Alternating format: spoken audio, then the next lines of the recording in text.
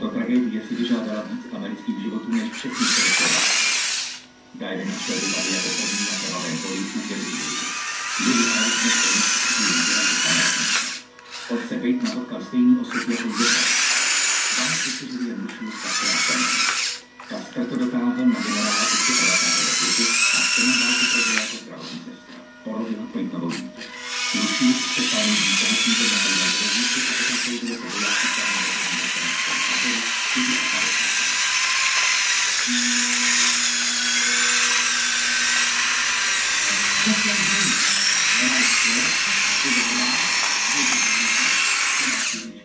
Miriam Kytilová, Míša Kavalika, Johanna Smyčková, Valerie Zavacká, Jan Hážner, Oldřich Bach, Mike Liber, Ladislav Nová, Jiří Knop, Michal Volán, Emil Doláčková, Roman Hájek, Anna Kusněrová, Miroslav Hanus, Daniel Margelius, Anna Novotná a další. Producent Petr Sivan, Kontakt SRO. Překlad Renata Děková. Adam Spatný. Titulky Jana Hýsová.